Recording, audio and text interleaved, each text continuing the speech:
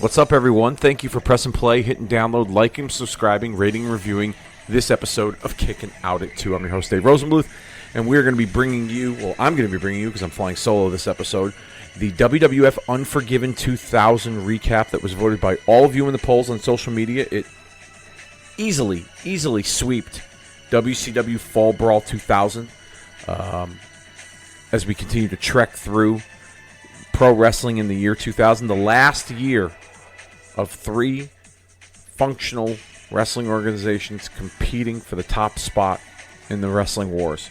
And it's been fun recapping some of these pay-per-view events from the year 2000. When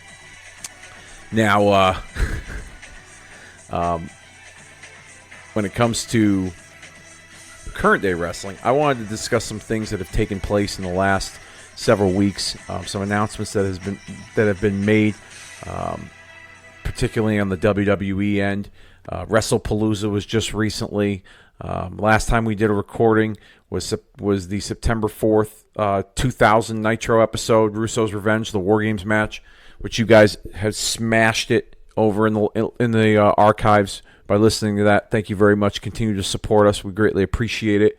This is a labor of love, and I love talking about wrestling with all of you, and anyone that sits down and listens to normal, plain, old-ass, 42-year-old Dave Rosenbluth when it comes to nostalgic wrestling. I greatly appreciate it. Whether it's 27 of you or 27,000 of you or 27 million of you, I haven't even reached the thousands. I'll be honest with you, my highest show was in the triple digits at over 107 listens for our SummerSlam 93 recap with my cousin Bill Brown. That was in 2018. So, like I said, I do this as a labor of love because I love talking about nostalgic, retro, professional wrestling.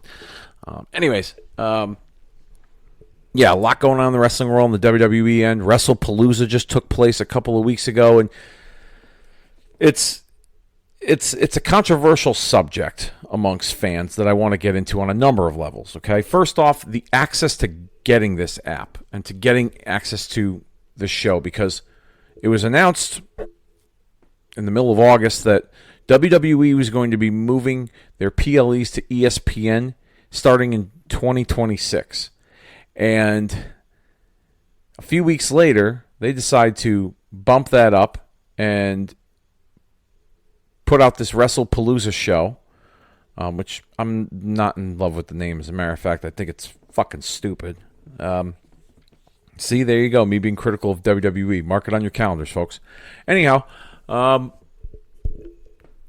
we have the name, which sucked, and then being spoiled as wrestling fans, getting Peacock, which started out at $9.99 a month, to now, we're up to $18 a month. If some of us have the ad-free Peacock, which I do. And when it comes to that, this damn headphone cord is pissing me off. I don't know what the fuck, but I'm not happy right now. Losing my train of thought. Anyhow, I can understand fans' frustrations with being spoiled when it comes to how we were able to get our wrestling content when it comes to WWE content. I mean, you had the PLEs that were virtually worth the price of admission with a Peacock subscription, or even the good old-fashioned WWE Network subscription. And then you switch over to ESPN, and there's some difficulty in getting access to it based on, you have to pay an additional $30 to watch it. Not to mention the $20 on Netflix or whatever you're paying on Netflix. I paid close to $20 for the ad-free Netflix to watch Raw. I mean, I watch other stuff on Netflix too, but Peacock had all the PLEs, all the archived content. Now they're moving all the PLEs over to ESPN. You got to pay $30 for the ESPN app, but if you don't have certain streaming or cable subscribers that have access to the ESPN app, and then trying to authenticate, or however the fuck you pronounce it, authorize getting access to this ESPN app through those suggested subscriptions is a little more difficult as well. I mean, I have YouTube TV. I'm still waiting for them to put a deal together with ESPN so I can have access to the app so I can watch the PLEs. When it came to this one in particular, WrestlePalooza, I mean, just trying to, first of all, I was going to go the route of, well, I'll just get I'll just look for a link online, like a pirate stream illegally, right? Because I used to do that with some of the AEW shows. Well, I had trouble finding one of those because there was just no luck whatsoever finding a stream. I don't know if WWE or ESPN or whomever, they did a good job blocking all that stuff. I'm not quite sure, but I couldn't find one. Then I said, you know what, screw it, I'll get a VPN. A lot of people are getting VPNs. I'll try to see if I can get an international version of Netflix because I have a Netflix account. Well, I got a VPN, and for some reason, it would not give me any access to any international Netflix. It's just mine, the United, domestically here in the United States, and there was no other option. They didn't have like the ESPN app or anything like that on the VPN that I downloaded. So I got rid of that, and I said, all right, I'll just get a Fubo account because Fubo, and I was going to just do like a free trial because I wasn't going to keep the account, but Fubo was doing a 3-day trial, and if I access the Fubo account and then it authorizes me to get on the ESPN account because they carry ESPN, I'll be able to watch WrestlePalooza. So I went through that whole process, got an account, got authorized, and then when I go to click play on WrestlePalooza, it says that the event's blacked out in your area, kind of like what they do with some sporting events. So I went to my brother who works for ESPN, and I said, hey, what's going on here? Because I wasn't going to ask him for his account information. I didn't want to do that, Even though most people do that, I didn't want to do that. So anyhow, he says to me, well, do you have a Disney Plus account? I said, well, we used to. He goes, well, try that. So I lost the password, recouped it, got a new one, go on there, still get nothing. So then finally he gives me our father's Disney Plus account, and I was able to watch WrestlePalooza.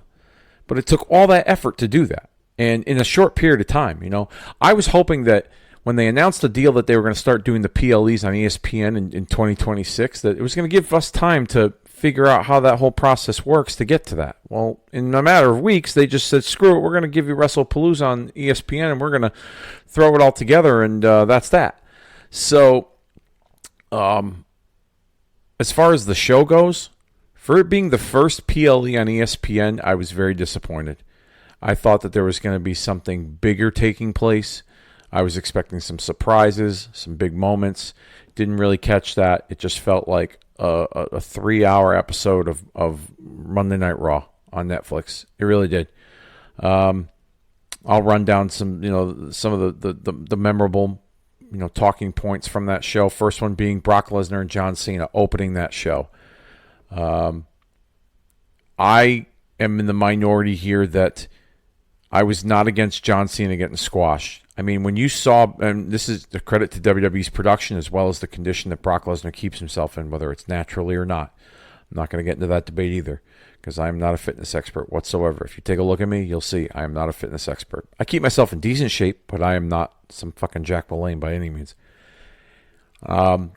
If you saw Brock's entrance and you saw that, they had the stage light up and, the silhouette and the lights just kind of beaming on his body and the strobe lighting with the pyro and going with his music.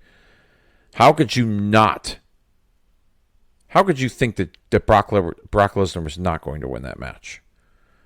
Now, I figured with Cena's retirement tour that he probably would have squeaked out the win, but I didn't think he was going to get manhandled the way he was by Brock Lesnar. And he did, and I was fine with that because John Cena has moved a step slower in this retirement tour, with the exception of the last few matches he's had on PLEs. The Clash in Paris match with Logan Paul, which was excellent. That was like the closest thing to, big match John Cena. Cody Rhodes at SummerSlam, which I was in attendance for. That was an excellent match. And then even the Punk match in Saudi Arabia, excellent match. So, for the better part of his retirement run, we've seen Cena move a step slower. And so I didn't have any expectations that he was going to, defeat Brock Lesnar in significant fashion. I just thought, he'll probably squeak out the win because, Brock's like his Achilles here, but he'll just barely make it because it's the retirement tour. I didn't expect the Brock Lesnar squashing of John Cena, but we got it, and I didn't have a problem with it either, okay? I mean, Brock returned after a 2-year hiatus, so his first match back, you would have to expect at the same time that he would have to get a significant win, and someone over John Cena on his retirement tour kind of makes sense. As far as the rest of the show goes, the mixed tag with Rollins and Becky against Punk and AJ Lee, I thought it was fun, but I thought it was kind of drawn out a little too long for my liking. The Stephanie Vaquer Io Sky match I thought was excellent. Stephanie Vaquer she's going to be their next big star. I mean, right now it's Rhea Ripley. Rhea Ripley is the Stone Cold Steve Austin of the WWE Women's Division. But Stephanie Vaquer, even despite the language barrier, her skill set in the ring and just her charisma and her presence, it just exudes superstar. And she's got it. And she's going to be chasing Rhea Ripley for that top spot at some point. I wouldn't be surprised if the two of them hook up at WrestleMania. I really wouldn't. I mean, they've kind of teased it a little bit on television with the interactions, but to see her as the world champion, one of the fastest rising women, female stars in WWE in the last several years, I mean, it's working all around, and I'm liking what I'm seeing from her.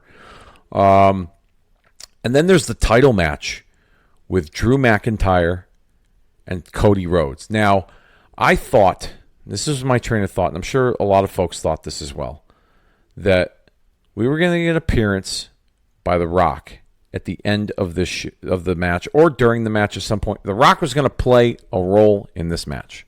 I didn't think it was going to happen. I was kind of hoping it would happen. And I only say that because of the way that they positioned the match. They announced the match 2 weeks. I mean, the whole card was announced pretty much 2 weeks before, right around the same time that they announced that the show was going to happen on ESPN. Then they started, shuffling out matches for the card. And Cody and Drew was announced like a week and a half before the show took place. Cody'd been off filming a movie, and Drew was on TV kind of running him down after Drew took him out on television a month prior. And so in my head, I thought to myself, the way that they rushed booking the title match and announcing it as the main event, I thought, well, something big's going to happen because it's on ESPN. It's the first PLE on ESPN. And I just thought to myself, well, all the social media banter back and forth between Drew McIntyre and The Rock. Drew McIntyre is also a spokesperson for The Rock's Under Armour clothing line. Cody being involved in a storyline with The Rock. Rock helping set up and facilitate John Cena turning on Cody earlier this year in that epic heel turn that eventually failed miserably. And I'll get into that at a later date.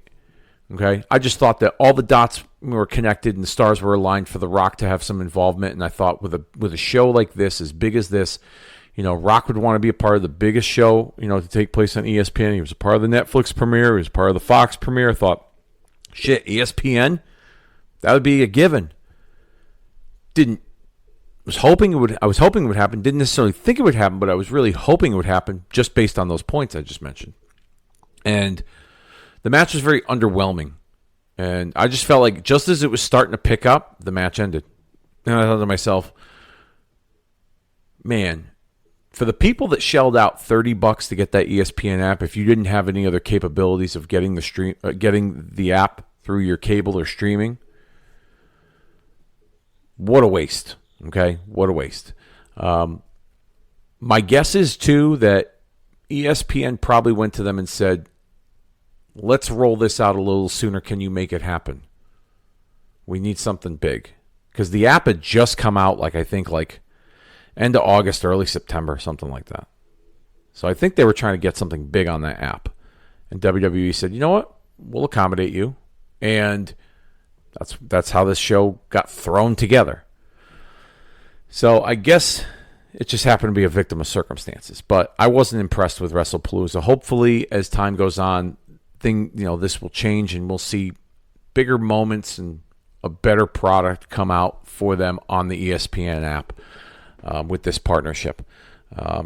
Speaking of complaints, there have been a number of complaints on the front of WrestleMania on two different levels. First being the tickets, the 2-day ticket combo that came out for WrestleMania 42, which is taking place in Vegas, the prices, unbelievably astronomical. Okay, let me just give you a little context and some comparison here. I went to SummerSlam in August with my buddy from work, and we got a 2-day combo, 2 tickets, came out to around $1,366. It came out to roughly around $1,300 for 2 tickets for both nights. Okay, that comes out to like $600 and some change a ticket, $663 per ticket. I ended up buying the insurance, so it came out to a total of $720 per ticket for both nights. We sat in the end zone, lower bowl. If you see the pictures on social media, you can kind of get a good idea. I post them up on the Facebook page as well as our Twitter. You can check those out. And those were the kind of prices that I was paying for a one-night WrestleMania show. Okay? When I used to travel to WrestleMania, my brothers and I, we'd get the silver package. And the silver package got you lower bowl, 50-yard line, dead center of the ring.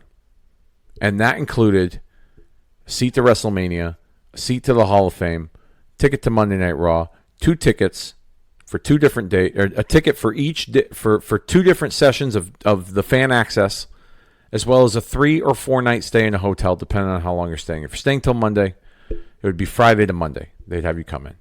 Okay, and this is before they did a Friday Night SmackDown and all that good stuff.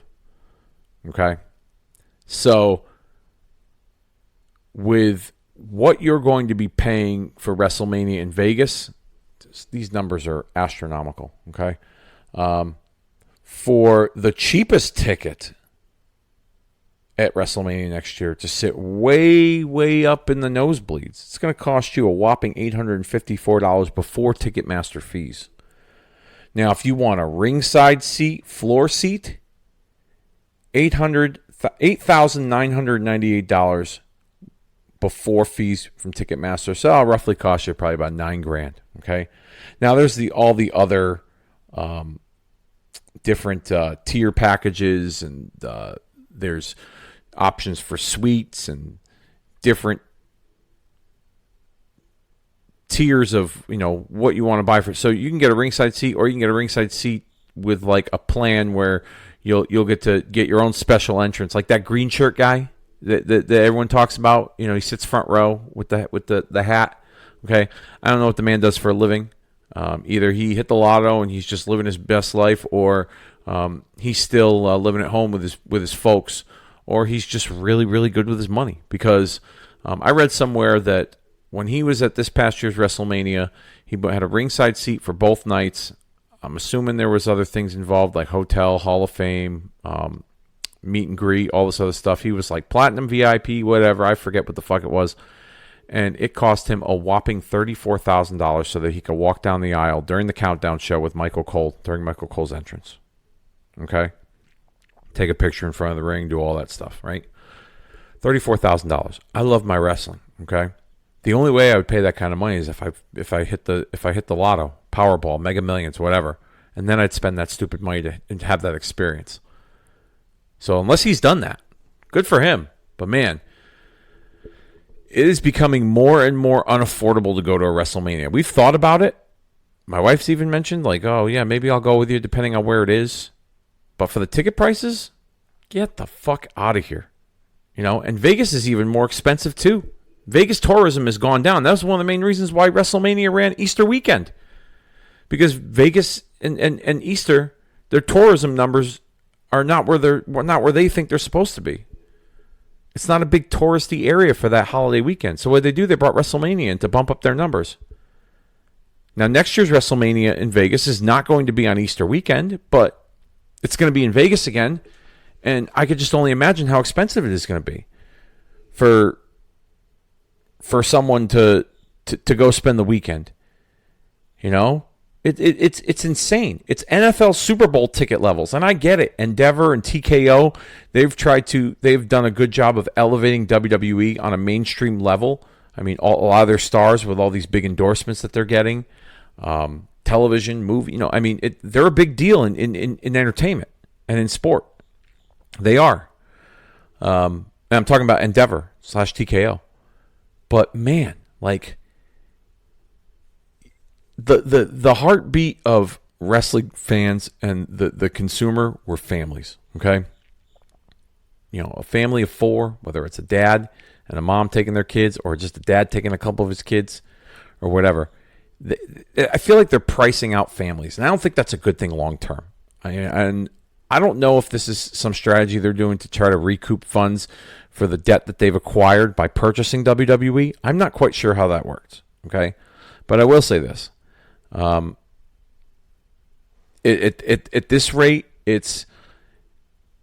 I'm concerned as a fan that they're going to be losing a lot of fans to the product just based on they're pricing themselves out is what it is. I was very fortunate enough to go to SummerSlam because of those prices. I was able to afford that. Hopefully SummerSlam and other events, they don't jack up those prices. Okay? But it's leaving a sour taste in the mouths of fans that want to go to WrestleMania and want to experience the excitement that show brings. And that it's becoming. I have a feeling that if they keep going at this rate, they're going to be like the NFL with Super Bowls, and it's just going to be all celebrities and corporate sponsors at these events, and they're gonna be the majority over the real true fans. Okay, but at the same time, I'm also not a business person. I've never run a business before, so I can't sit here and tell you that I am. I know that how this should be run. I'm just afraid that, like, for the regular person, that this isn't going to work to purchase tickets to see an event anymore. So time will tell. But WWE's still continuing to provide backlash with their WrestleMania announcement that they're going to be going to Saudi Arabia in 2027 for WrestleMania 43. Now, you had to figure this was going to happen. Royal Rumble's going to be in Saudi Arabia in 2026, okay? Despite what your political beliefs are, yes, the culture and the politics of that country come under question and under fire, especially here in the United States. I was not a big fan of the deal. I know it's a big money grab for the company, at least from what it appears to be. But as time has gone on in the last 6 years or so, since they've 7 years since they've had this deal with them, the quality of those shows over there has increased. And I think the fans are the ones that really are attributing to that, because for the most part, the first few years, those Saudi Arabia shows were treated like special events just for that crowd, just for that audience, And it wasn't really heavy on the storylines. It didn't really impact anything domestically in the United States. There was some crossover, but it wasn't anything.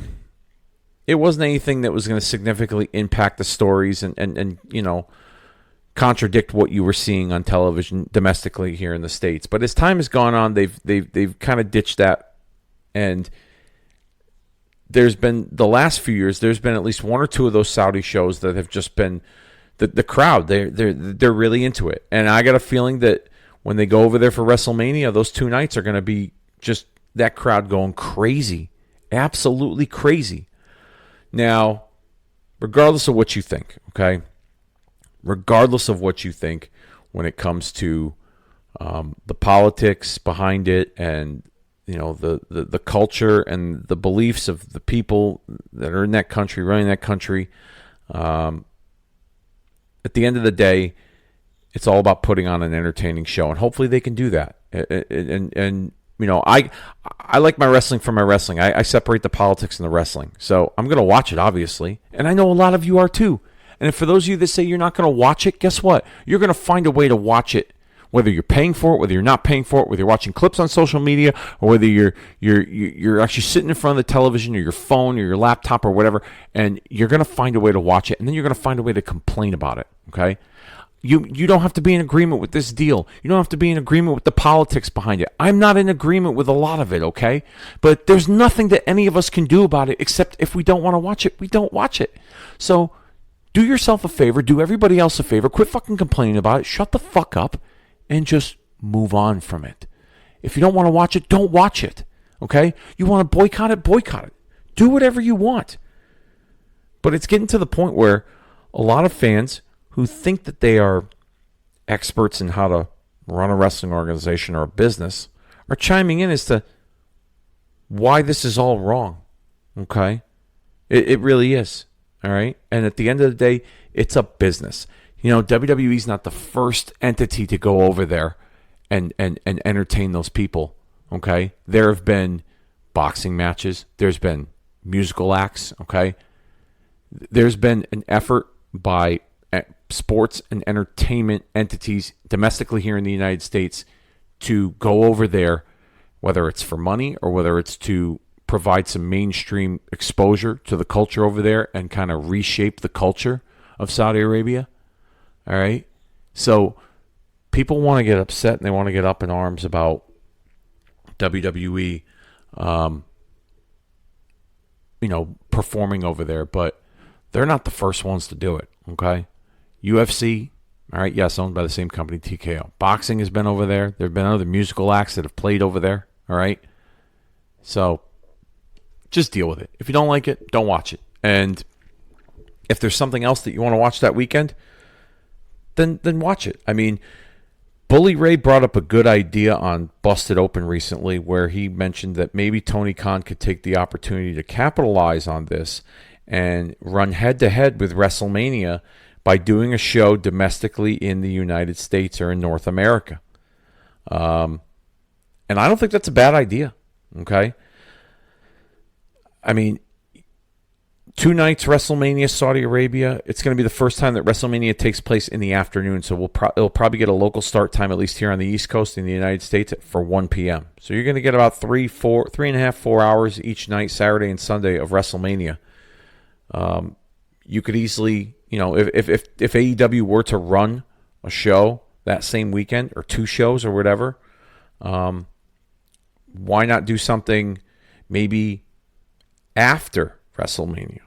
Okay, let's say WrestleMania runs at 1 o'clock in the afternoon on both Saturday and Sunday. Let's say they do a Saturday show and they run 6 o'clock or 7 o'clock in prime time. All right. Or you really throw your balls out there and you go head to head with them at 1 o'clock in the afternoon. Which, if that's the case, go across the pond to London. They've done some shows over there the last couple of years. All In, Forbidden Door. Do something like that. I mean, it would really bring some excitement to the wrestling world and wrestling fans if they were to be able to put something together like that goes to head with WWE. It would be pretty cool. I'm not the biggest AEW fan, but I would love it if they just put on a show after WrestleMania on both of those nights. Do a 2-night show or whatever, and put something on after WrestleMania. And as a fan, I'd probably watch it. Or maybe I'll get too wrestlinged out. I don't know. But I like the prospects of the idea of them running a show. And then nothing's been made official by Tony Khan or AEW by any means. It was just an idea Bully Ray threw out there on Busted Open when the Saudi WrestleMania announcement was made. So, so that's what's been going on in the wrestling world. At least I just wanted to share my thoughts on that. There's other stuff I don't really care to get into. Let's get into this Unforgiven 2000 recap. Okay, this event took place, WWF Unforgiven 2000, on September the 24th, 2000, from the First Union Center in Philadelphia, Pennsylvania, with an attendance of 19,315 people, and this pay-per-view was bought by 605,000 households. The opening montage previews the return of Stone Cold Steve Austin, as well as the top 2 matches on the card, which are the Fatal 4-Way WWF title match with The Rock defending against Chris Benoit, Kane, and The Undertaker, as well as the Triple H versus Kurt Angle match with Mick Foley as the special guest referee. Jim Ross and Jerry Lawler are on the call for the action as we open up with an 8-man tag team match that sees the Right to Censor, Bull Buchanan, the Good Father, Val Venus, and its leader, Steven Richards, take on the APAs, Brad Shaw and Farouk, as well as Devon and Bubba Ray, the Dudley Boys. Philadelphia crowd, they're super into the Dudleys. It's probably most likely from their time in ECW. Get lots of table chants during this match. Lots of quick tags from both teams. Honestly, this match really wasn't anything special. It wasn't bad, but it wasn't great either. At some point, all 8 men are fighting all over the ringside area with several pinfall attempts broken up. The finish would come at 6 minutes and 5 seconds when Bubba clotheslines Val, but attempts to clothesline Val. Val ducks, but he eats a super kick from Steven Richards for the win. Your winners, the Right to Censor. Like I said, match wasn't special, but it wasn't bad by any means. Crowd was into it. Short, a little too short, but this is that era of WWF. Post-match, we see the Dudleys and the APA set up tables to put Steven through, but the Right to Censor break it up. All men are going at it in the ring again until Steven is surrounded by all the baby faces. He eats an APA double spine buster followed by a Bubba Bomb off the second rope through the table to a big pop from the Philadelphia crowd. Fun way to open the show. Backstage, Stephanie McMahon and Triple H are discussing the match with Kurt Angle. Stephanie's concerned about Hunter's ribs that were injured recently. Triple H says that he's going to leave Kurt Angle laying despite referee Mick Foley laying down the law. Stephanie apologizes to Triple H for defending Kurt Angle, admits she might be wrong for thinking Kurt was her friend. Triple H then talks about Kurt Angle's actions over the last few months, questioning whether he was really a friend or not. And we see Kevin Kelly waiting backstage for the arrival of Stone Cold Steve Austin, which leads us to our next match. Taz and Jerry the King Lawler in a leather strap match. Pinfall submission or dragging your opponent to all 4 corners are the ways to win the match.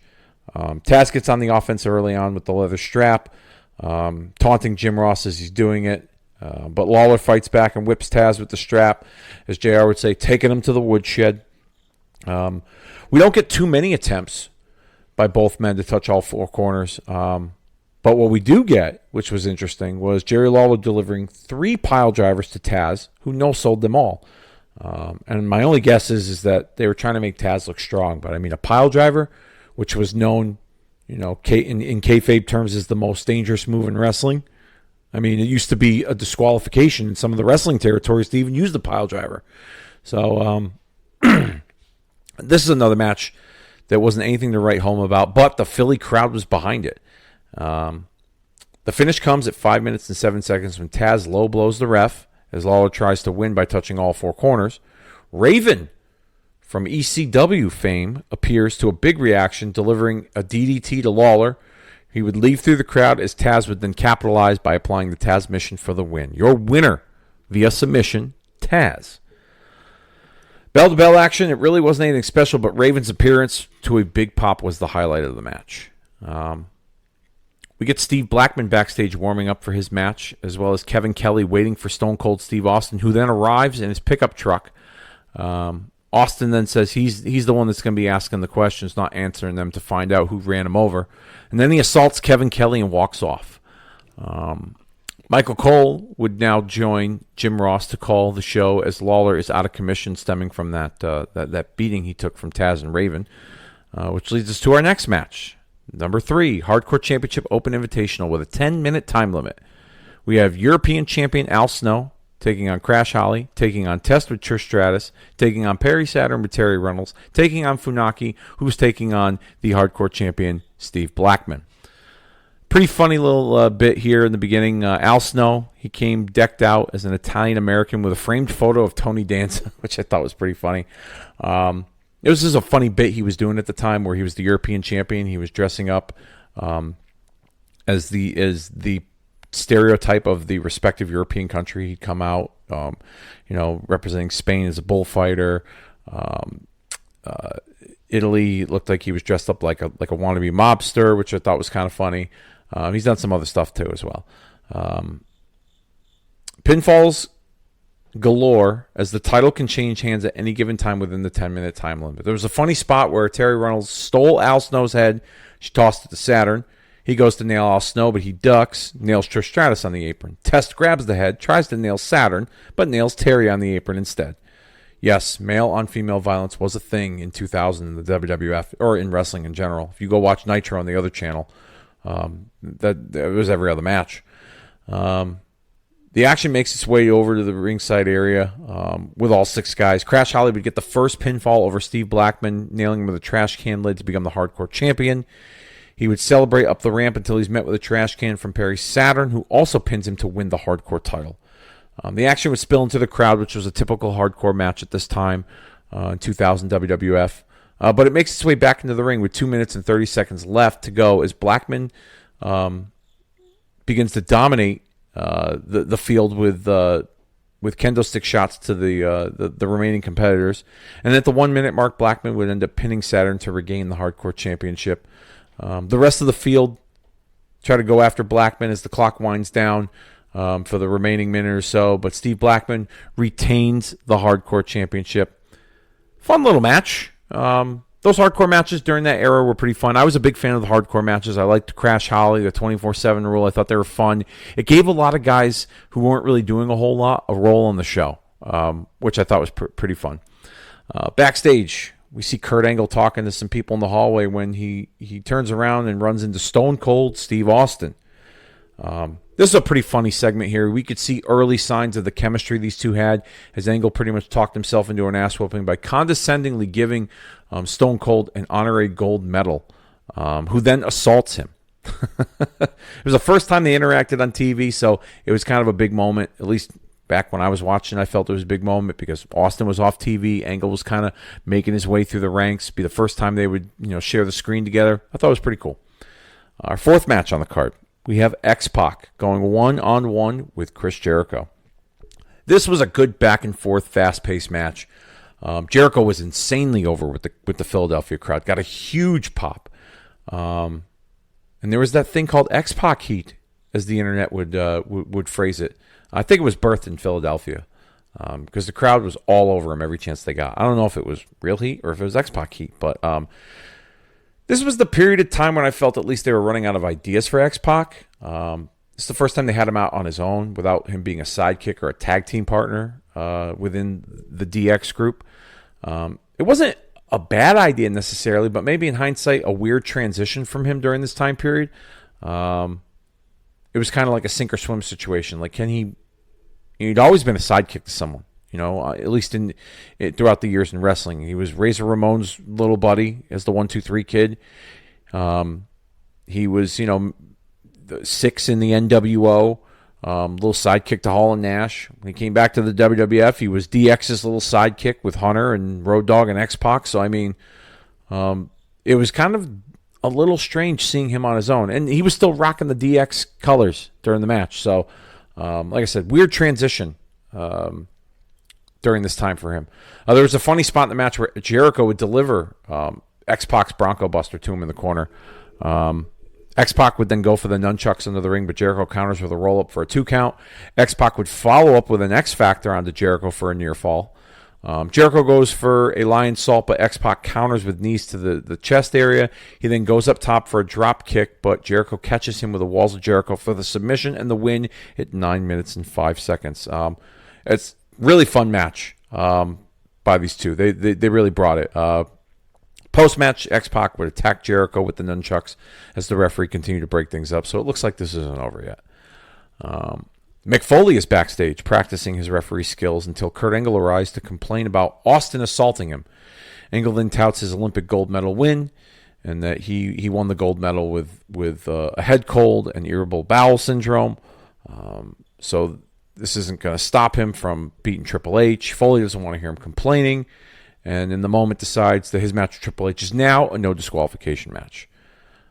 We then cut to The Rock in the dressing room. He's getting ready when all of a sudden Stone Cold Steve Austin walks in, and we get that epic stare down between the two of them, as only they could do. They shake hands, and then Austin starts to question Rock's involvement in the hit and run, says he knows that he didn't do it, but who could have gone in your dressing room, taken your rental car keys out of your bag, and run me over? Rock says it could have been anyone. Then Just Joe walks in. Now, for those of you who aren't aware or familiar with him, Just Joe was a character. He was almost like the locker room gossiper. He was an independent Canadian wrestler that was actually really good friends with Edge and Christian. He went under the name Joe E. Legend, I believe, on the indie scene. And then eventually WWF would let him go. I forget how long after this. And he would make some sporadic appearances in TNA. I'm not sure what he's doing now. I don't think he's in the wrestling game anymore. But Just Joe was in the locker room to gossip with Stone Cold Steve Austin, saying that he heard some things about who ran him over. Austin said that he heard Just Joe was a sorry son of a bitch, and then he assaults him and walks away. So the theme here that Steve Austin is in an ornery mood seems to be the ongoing thread through this show. WWF Tag Team Championship Steel Cage match. Edge and Christian, the champions, defending against the Hardy Boys. I recall at 17 years old, I was kind of disappointed in this match. And the only reason why I was disappointed in this match was because these two teams had a cage match on a Monday Night Raw a year prior, and they tore the house down with all kinds of crazy high spots. So when they went a different route with this, at 17 years old, it didn't really process with me. But however, 25 years later, 42-year-old Dave Rosenmuth can appreciate the psychology of isolating Jeff on the outside as Edge and Christian beat on Matt on the inside of the cage. I thought it was really good stuff. Several attempts by Jeff to climb the cage, only for the heels to stop him. At one point, Jeff grabbed the key to open the door, but he's met with the door slamming shut in his face from Edge. Christian would then exit the cage to grab the key, return inside, then lock the cage as they continue to work on Matt. Edge and Christian would ram Matt's face into the cage numerous times, resulting in some color, baby, on the forehead, if you will. A concerto attempt from Edge and Christian to Matt, but he counters by ducking, following up with a double clothesline to keep his hopes alive in the match. Matt goes to escape, but is stopped up top by Edge and Christian. Jeff on the outside grabs the ladder, nails Christian, which leads to his exit from the cage as he falls off. Then Jeff sets up the ladder on the outside of the cage as he climbs up, taunting Edge. He's up top. Crowd begins to explode because they're already expecting something big from him. A high-risk move. He takes his shirt off, and then we see him nail the Whisper in the Wind off the top of the cage, nailing his brother Matt and Edge to a huge, huge reaction. Lita would then arrive and would low blow Christian, who is climbing the ladder to try to get up on the cage, followed by a Hurricane Rana off the top of the ladder to Christian on the outside. Edge would try to escape, but the Hardys stop him up top. They bring chairs with them and deliver a concerto to Edge off the top of the cage as he's falling backwards, leading to the Hardys escaping the cage for the win at 14 minutes even to become the new WWF Tag Team Champions. Really fun match to watch. 25 years later, with a different wrestling mindset, changed my mind on this match. It was a fun watch. Match of the night by far, in my opinion. Backstage, Stephanie McMahon is in her dressing room when Steve Austin walks in looking for Triple H. Stephanie says she's got something to give Austin as she pulls out his hat that he wore the night he was run over. Austin seems less than thrilled as Stephanie points out that Shane is the one he should be talking to as he has the footage who ran him over, trying to point the culprit in the opposite direction of the McMahon family. She then goes over the alibis of her husband Triple H, Vince, herself, even Linda, noting that none of them could have had anything to do with running him over. Is that a little foreshadowing? We then see Triple H approaching Mick Foley in his office backstage to discuss his role as the referee in the match with Kurt Angle. Triple H says he wants to retire Kurt Angle the same way he retired Mick Foley. Mick says he doesn't care because he's going to be the one calling the match down the middle. As we see Jerry Lawler returning to the commentary booth, telling Michael Cole to kick rocks so he can finish covering the rest of the show with JR. Which leads us to our next match. Match number 6. Intercontinental Championship. Eddie Guerrero, the champion, defending against Rikishi with Chyna in his corner. Chyna in Eddie's corner, excuse me. This storyline was all about issues between Eddie's jealousy of Chyna and her popularity for posing for Playboy. Rikishi just happened to be in the middle playing the third wheel. And to be quite honest with you, the Intercontinental Championship played the fourth wheel. Very soap opera-like as Eddie would propose to Chyna, with Chyna saying yes, despite everything he did to sabotage her in her Playboy magazine reveal. She saw through all Eddie's lies and deceit, yet she still chose to stay with him, which deviated from the norm of her character, totally contradicts the strong, independent woman persona that she tried to, at least the WWF at the time was trying to market with her. I guess it was to create a different layer to her character, but for me as a fan, it didn't really click. China was strong, empowering, and they made her look vulnerable and weak with her boyfriend Eddie Guerrero's manipulation on television. I get it. There needs to be some layers with characters, but at the same time, I don't know. It just didn't fit for me. It didn't fit for me that scrawny little Eddie Guerrero at the time was manipulating big, strong, muscular, empowering female glamazon China. You know what I mean?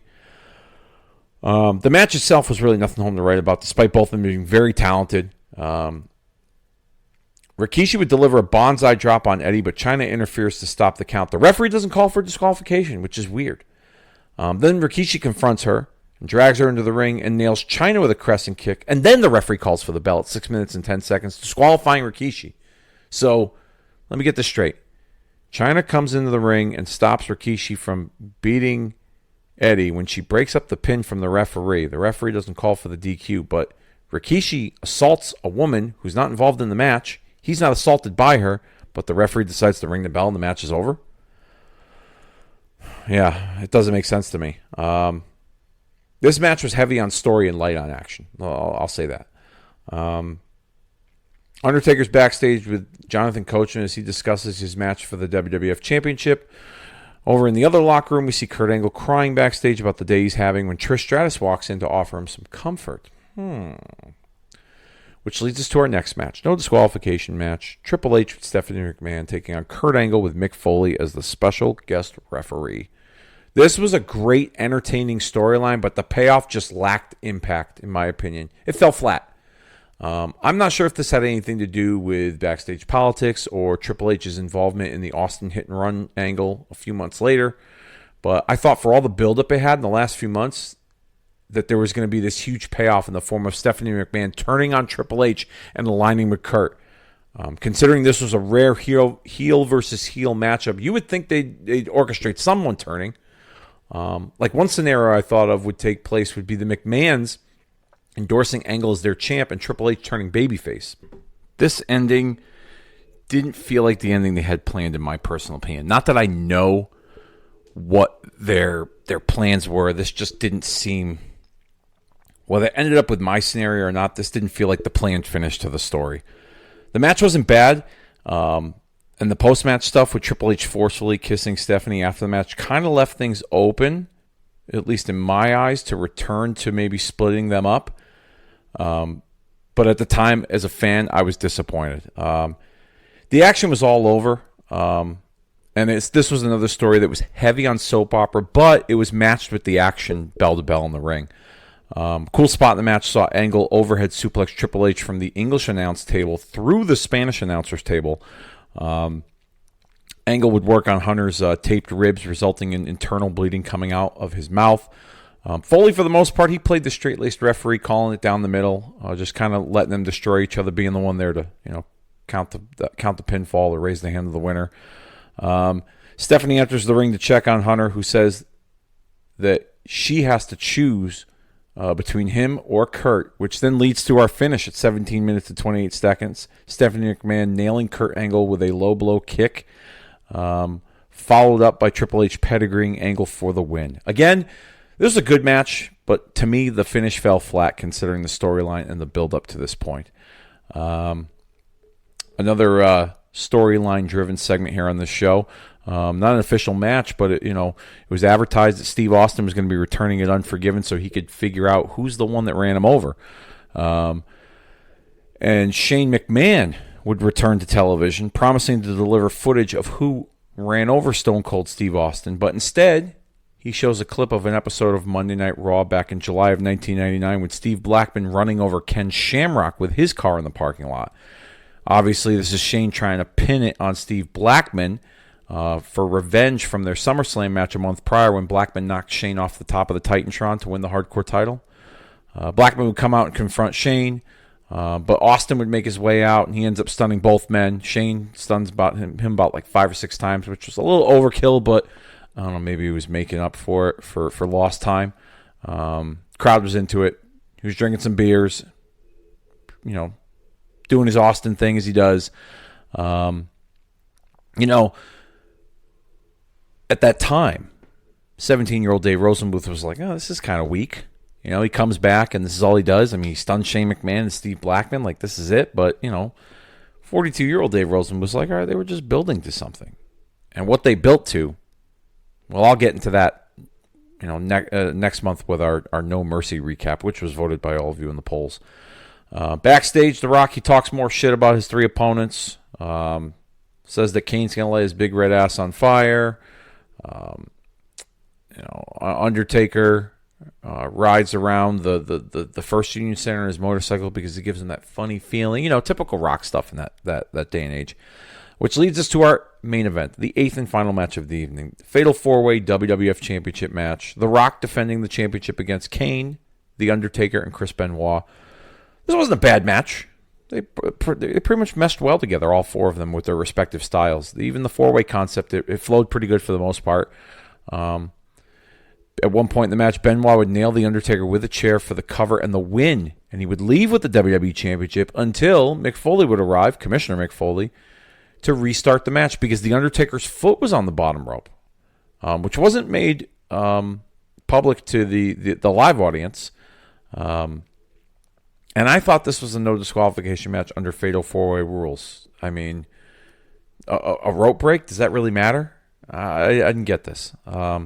Foley would order the referee to ring the bell and continue the match, and the finish would come at 16 minutes and 3 seconds when The Rock delivers a rock bottom to Chris Benoit.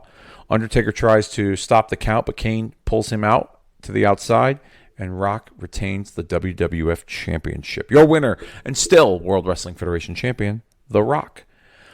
Overall, if it wasn't for this Philadelphia crowd, this show would be a C-, but it bumped it up to a B+. The action was good for the most part, but it felt like a really good extended episode of Monday Night Raw.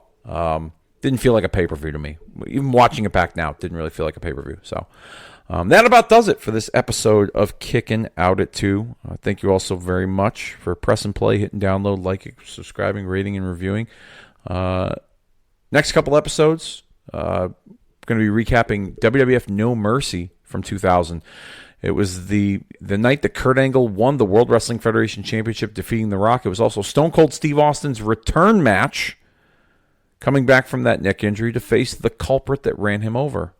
And for those of you that remember, that man did it for The Rock, and his name was Rikishi. And we'll get into that abomination of a reveal on our No Mercy recap coming up, as well as my top 30 WCW Monday Nitro moments in history. But WCW Monday Nitro recently turned 30 years old in September. And after listening to a couple episodes of 83 Weeks with Eric Bischoff, where they were kind of talking about some memorable Nitro moments, I went back into my retro wrestling fan thoughts and thought to myself, it'd be kind of cool if we did a top 30 countdown of the 30 greatest Nitro moments ever. And I'm sure there's plenty. And I had plenty to cover. So that's going to be up on deck for the month of October. Nitro 30 coming at you. My top 30 Nitro moments in WCW Nitro history. So be on the lookout for that in the streams over on Podbean by subscribing to Retromania. You can find links of archive shows as well as all different kinds of nostalgic wrestling content over there. Retromania Pro Wrestling Podcast Network, I should say. Find us on Podbean as well as all other streaming platforms available. And with that being said, let's put this one down for the 3 count, and we'll see you all next time.